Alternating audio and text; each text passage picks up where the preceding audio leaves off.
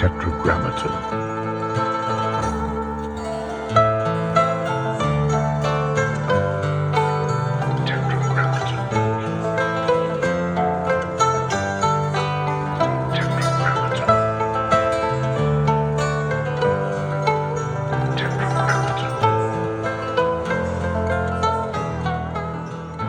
I want to play you something. We spoke about it, but I don't think you know it.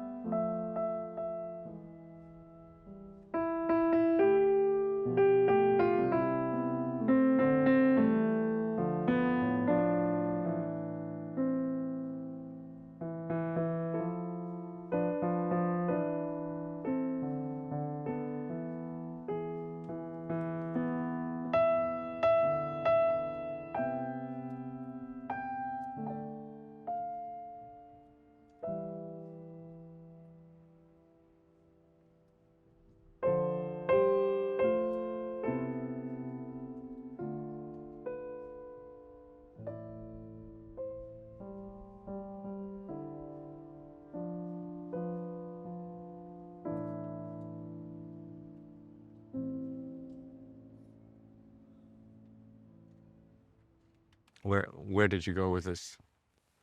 It took me away. It was very beautiful. I was thinking about it. What I was thinking about was what was going on in your head, and I was wondering, what's your internal conversation? What I wanted to play for you is music that was sort of composed collectively. It's a folk song from Iceland. I love it. It's so beautiful. Yeah. It is called Where Life and Death May Dwell.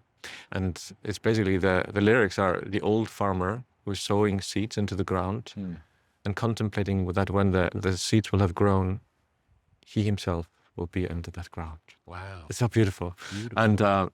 And you know, this idea of folk songs being composed generation after generation after generation, and the fact that in Iceland, in such a dark place, you know, a difficult place, especially in those times, the fact that people would be singing, and half the songs are about death and the other half is about famine. You know, it's fantastic. but there's something about the melody, you know. Can't compose it.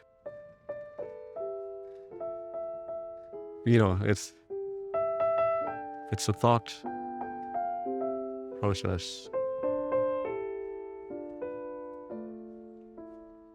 But you're kind of stuck, and it goes back.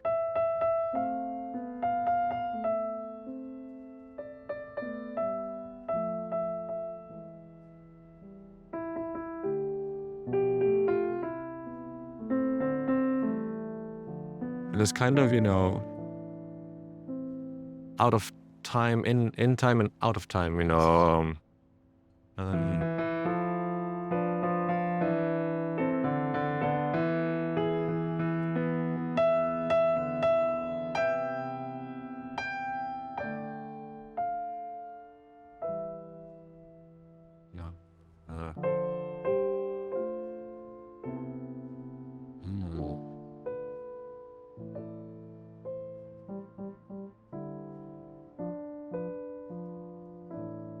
Music that nobody knows, you know.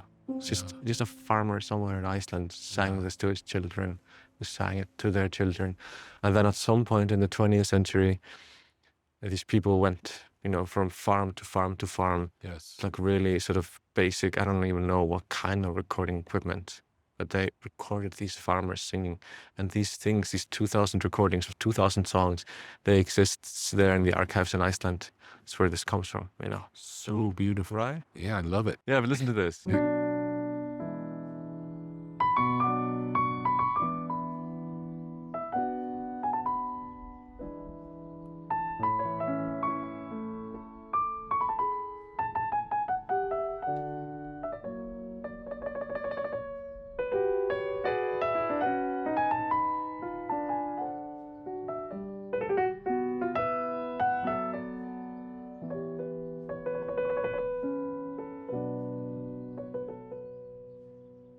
play this because of the birds. I don't know if you're going to hear that on the recording, but I hope so.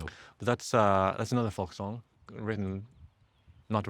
created collectively by Hungarian people. It's that's somewhere deep in, well, I guess Romania now. But that's the same thing, you know.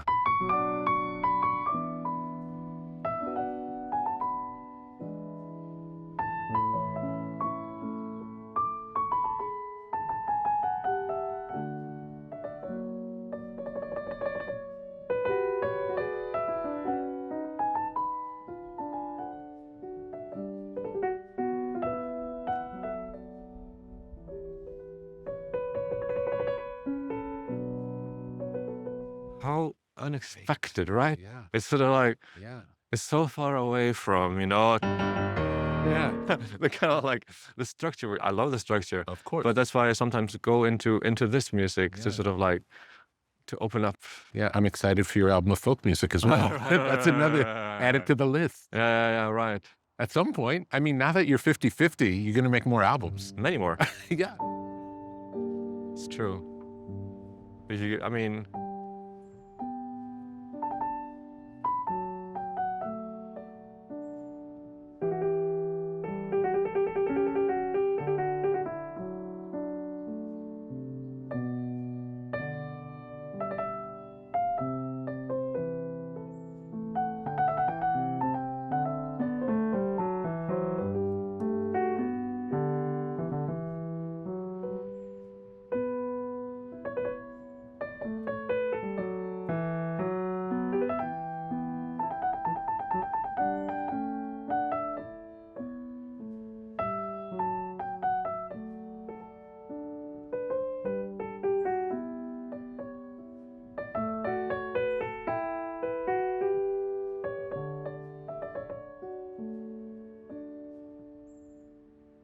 sometimes the Goldberg variations, the opening of it, sometimes it's nice to go into that folk song mood and then go back to structure. Yes. You know, it's very interesting. Yeah, it opens it up. Yeah. For instance,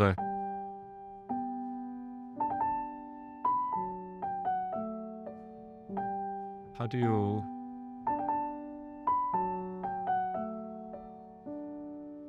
What I was thinking recently is the kind of like...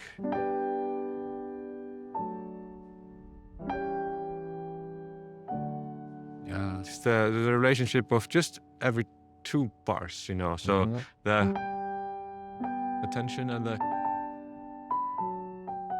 release. Again.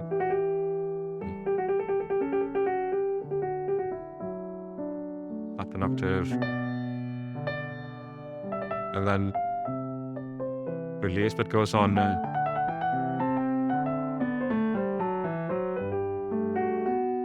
And those are my three actors, you know. Da, da, da, da, da.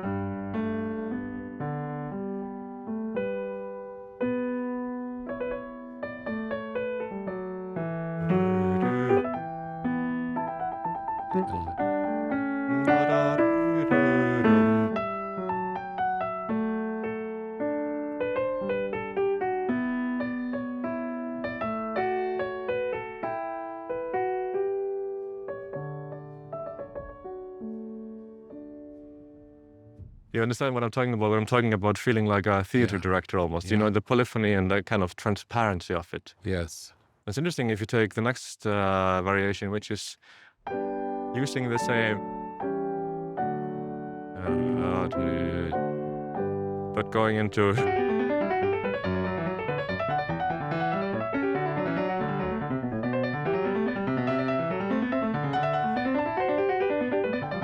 you're going into basically, you know,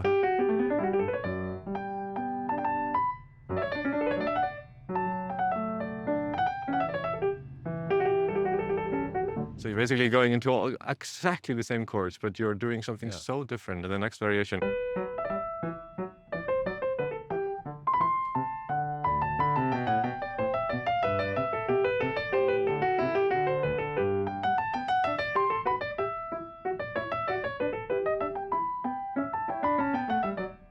And the chords remain the same through the whole cycle. Absolutely, and you can take this variation, do it that slowly.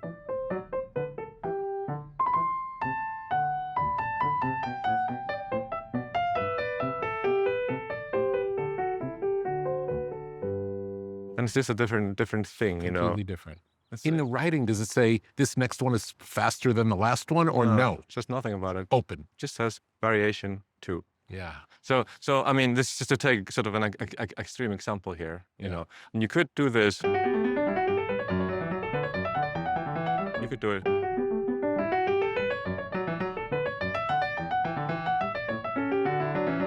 You know, you could do that, you know. Yeah. Who's to say what you can't do, you know? Yeah.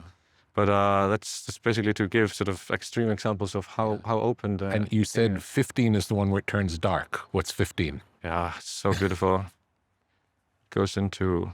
It's funny to play it here in the sun with the birds and everything. I know, but.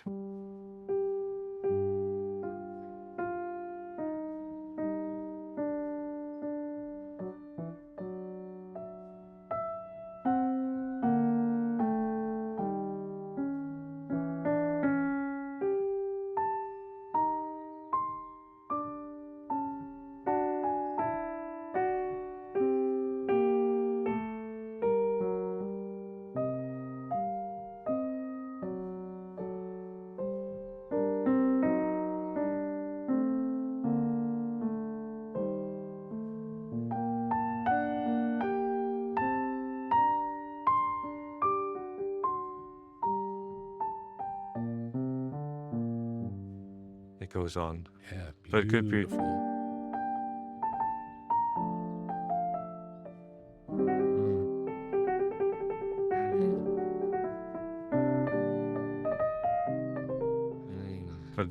But you could also, you know, that thing, you could also do it. Yeah. 50% faster, you know. Yeah.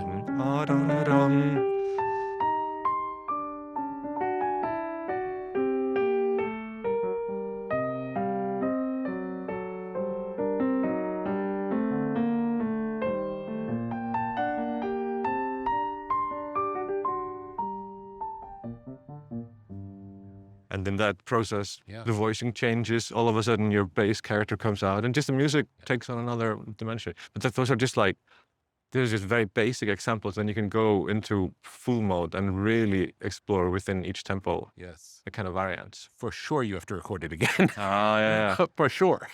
But I show you. I mean, the greatest moment in the Goldberg variations is variation 25. That's where he sort of expands time. You know, because they're all 2 or 3 minutes, and then all of a sudden you have 10-minute long variation.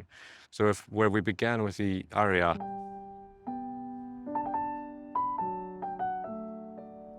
here is variation 25.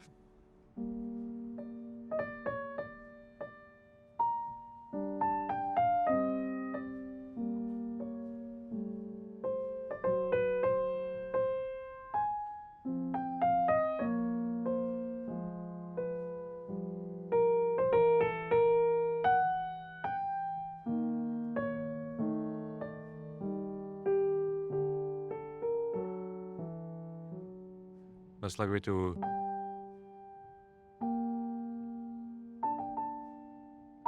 It's a tempo. Yeah. But it's incredible that this is indeed the same chord progression, just taken into the negative and expanded, you know, almost 3 times in time. Amazing. You know.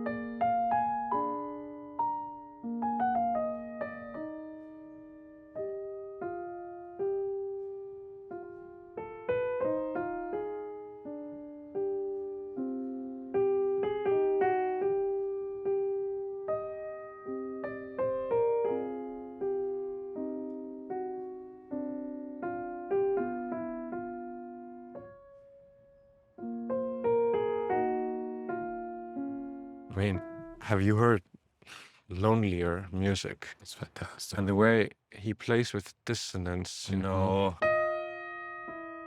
how he makes these sevenths, and he just puts a knife in your heart, and then he, Yeah. rotates it. Amazing. It's unbelievable. But that moment in the piece, I sometimes think about, how is it in the world premiere, if there was such a thing indeed? Yeah. You don't know what's coming. What if you don't know what's coming in the Goldberg variation? You have the aria, and then you have variation 1, and then you have 14 variations, and they're all in G major, and everybody's happy, it's so great. And then you have the big shock of the 15th variation, and you bounce back, and there you are, an hour into the piece, variation 24 is done, and then this hits you, and all of a sudden you have a 10-minute long variation at that point in the structure. What a structural Bold. masterstroke. Really bold. Right? Yeah, yeah. Changes what this piece is about, and then you have the concluding variations and the great surprise of the aria at the end, when it sort of fades in, like on the mix report. Like I said, it's always there. It's just, and does that we just doesn't represent hear that it's like it's coming around again, and is the ending the beginning? Do you know what I mean? Like, are we starting over essentially? The thing is that, like, once you finish it,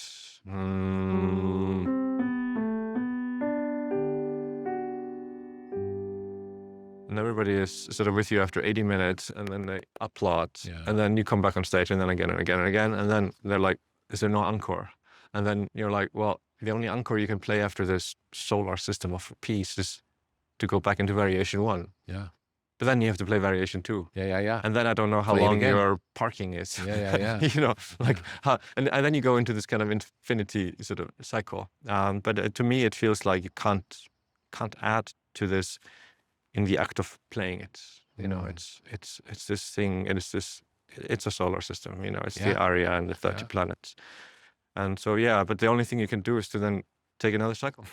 But then maybe you go from LA to San Francisco. Yeah. Tell me about your relationship to Debussy. Oh, yeah. I mean, complex, because he was a complex, thorny man, But I don't know anything about him. He was,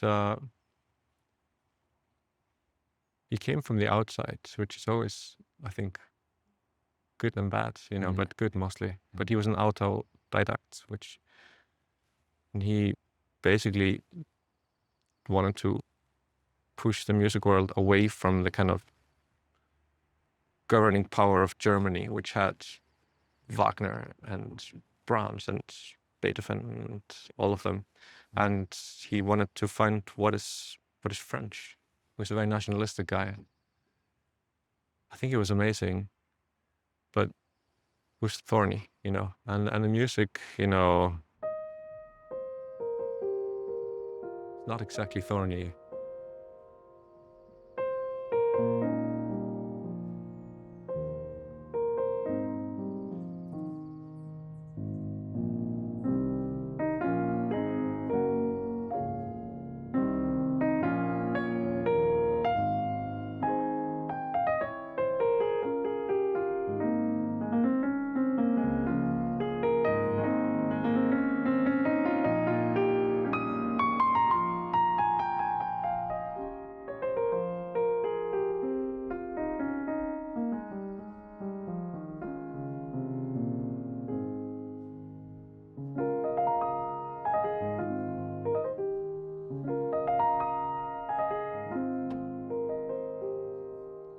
But very often with him, like at the beginning,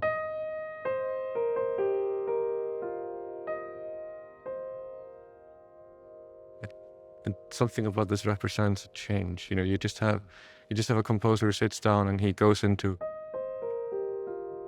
the chord and explores it. Sometimes it's almost sonority for the sake of sonority, space, instead of that driving narrative. Of course, he does that narrative, but it's got a gentleness. It comes in with a gentleness and like a curiosity. Yeah, but listen to the other guy on my French album, Jean-Philippe Rameau. Yeah. This is music that he wrote when Mozart was just a boy. And listen to this.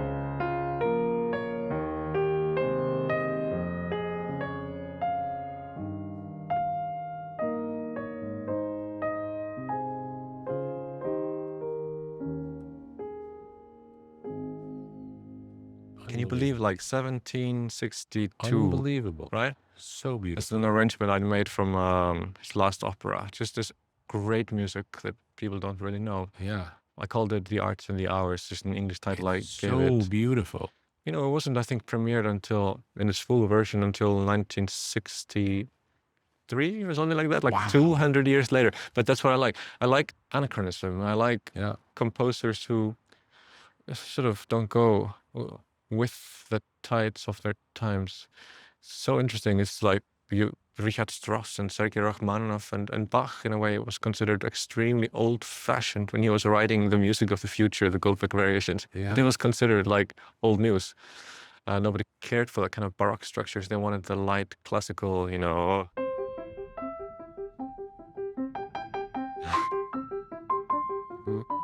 Some crap like this, you know.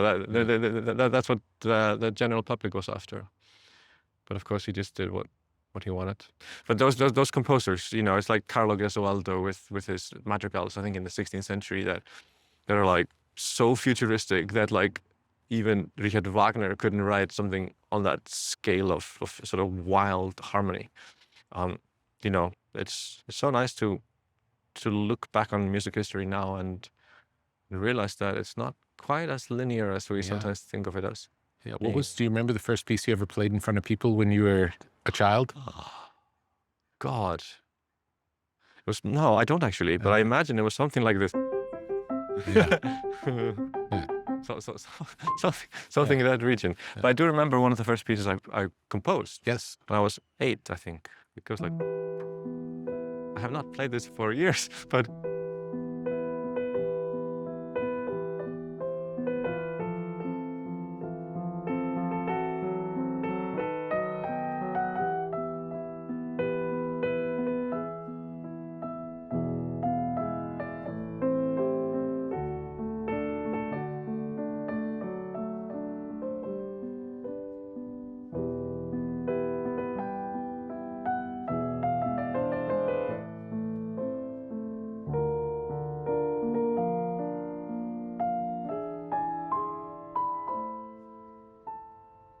I was like 8. Beautiful. Yeah, I was like Amazing. 8-year-old. It sounds like an myself. Eastern European melody. Yeah, so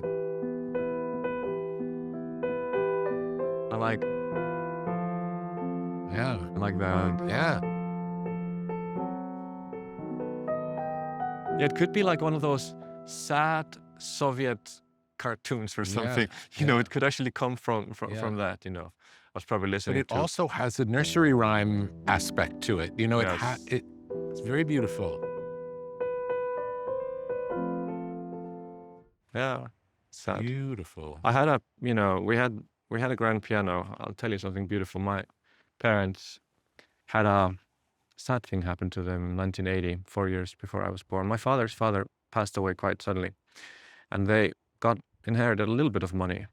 And they were then studying music in West Berlin, and they had nothing. They lived in a tiny little student flat. Mom studying piano, dad composition. They decided to take a loan and to buy a Steinway grand piano with all their money before they had even a modest apartment. So they brought this glorious piano into their little student flat in West Berlin and then moved back home a few months before I was born. And then for the first 7 years of my life, we had this tiny little basement apartment where the living room basically was the piano. You know, I had a room with my 2 sisters. We had no space. My parents did this unbelievably irresponsible thing in an economic sense, you know, spend it all on music. Yeah. And then piano was the apartment. Yes. You know, and that's where we would gather. That's what I would play. And I sometimes think about that now when I have my pianos, and I think about the root of all of this being this sort of romantic decision of my parents to not just spend all their money, but take a loan and, really put all their money into a piano and then come home and be like, where are we going to live? Yeah. Where are we going to put this piano? Yeah, it's not an accident that you're you. Well, the piano cost at that point basically the same as an apartment in Iceland. Yes. And I'm so grateful for their sort of ill-advised finances right now, at least, and I think about it. And then what I wanted to say as well is that when we moved into a bigger apartment finally when I was 7, my parents actually got me an upright piano, very old Danish upright piano, which is totally broken, but I would have that in my bedroom. And then this would be the kind of glorious piano in the living room, but I had my own little private piano as well, where I could play any hour of the day and just, have these kind of intimate keyboard conversations with myself. And I sometimes think about that. And 2 or 3 years ago, we should actually have an upright here, not just this fancy Steinway, because 2 or 3 years ago, I recorded an album called From Afar, where I actually recorded the exact same music on grand piano like this, and then on an upright piano. Oh, beautiful. Like the one I grew up with. Beautiful. It's amazing how that changes the... Tell me the difference in the playing, the experience of sitting at a grand piano versus sitting at an upright for you. Well, just the response to these big vibrations, and of course the acoustic affects everything about the way you narrate the music. But the response on an upright piano, which is so much smaller and so much more immediate, is much more like having that private conversation, that very intimate conversation. The grand piano, you have to work a little bit harder to make it into that intimate creature. So I think, my bedroom piano, it's just 2 different worlds. But I think the upright piano has a comeback. I really think so. You see, in pop, in so much music, people are going back to it now and experimenting with it and sort of taking it further, which I think is a wonderful thing. Yeah. And in a way, very democratic, because the great majority of people don't have parents who spend their money so ill-advisedly, like my parents. Almost all pianists in the world have simple operations on the uprights. Tell me some of the things that you've done in terms of recording that are not typical for a classical pianist. I mean, many. I love the idea of taking, especially my Bach recordings, and sort of taking them a little bit into an electronic, more of a, just a different direction. We've done many things like that, both on an upright piano and on grand pianos, but collaborating with really different musicians. One who did a fantastically beautiful fantasy on one of my recordings was Sakamoto Ryuichi. Fantastic. Incredible man. And it's a little bit like reversing the creative process. I usually take the music of Bach or somebody else and I redefine it for myself. But there I actually give sometimes my recordings to artists whom I admire, and sometimes do something with them myself, to in a way use the interpretation of old music as sort of creative material for new compositions. Yes. That's what Sakamoto did, Ryuichi, and it's been done a lot, and I did a little fantasy with my A&R producer, Christian Batsura, using basically Bach's most famous prelude.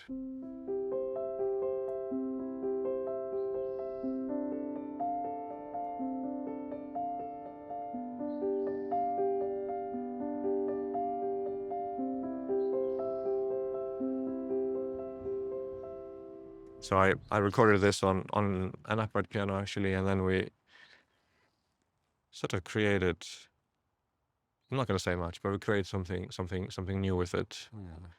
A memory of a memory, I think. And it was a memory of, and in deep sadness in our lives, when Johann, my compatriot, Icelandic composer, had just died in Berlin back in 2017, I think it was. Did you know him? Yeah. We were actually planning a project together. We were going to take Beethoven and deconstruct him. I recorded some of his music as well, but he died so suddenly, and we did a fantasy to sort of heal ourselves on this Bach prelude, called it "And at the Hour of Death." Yeah. And there's another one, that Bach which is prelude. called.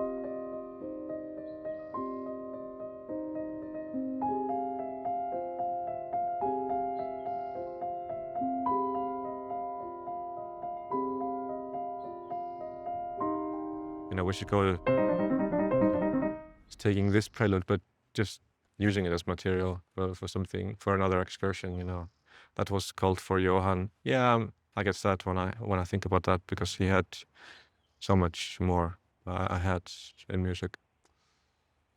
But yeah, I think very often in times of like those, I and so many other people go to Bach.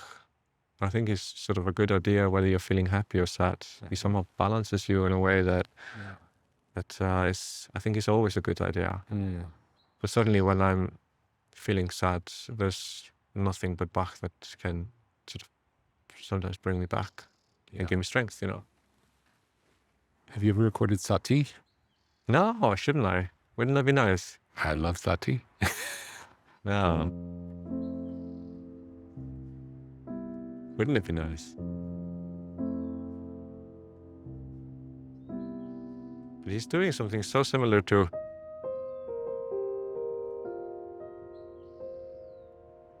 He just wanted to go on forever. Same language. But from that French school comes our friend Philip.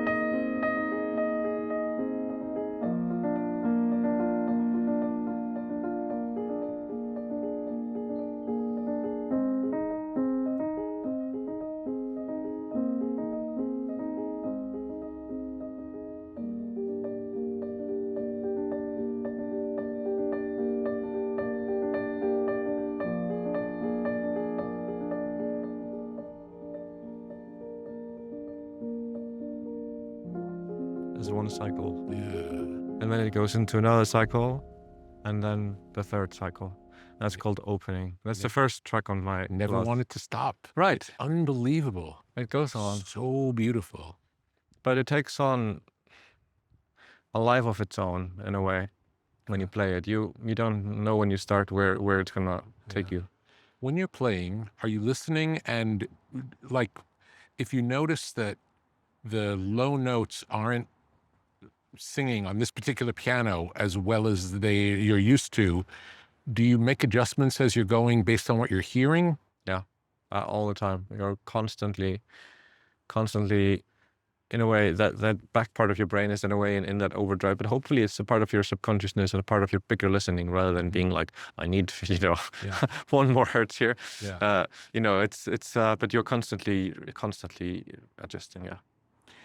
How much do you think of the left and right hand as two different players?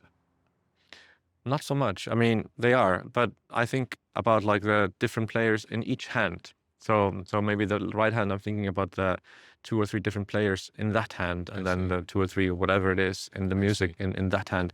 But yes, certainly if you're doing like, maybe in this music, sure, because it's relatively simple. But I don't think about the hand to the physicality. I think about it more in terms of inside the structure in music as this kind of organism, like a biological organism almost, with a web. I can't believe you just played here and I got to hear it. It's like Here we are. looking forward to Disney tomorrow night, but I feel like this is even better. It's different. Don't compare. It's different. It's a beautiful place. Thank you for coming. Happy to be here. And thank you for playing music.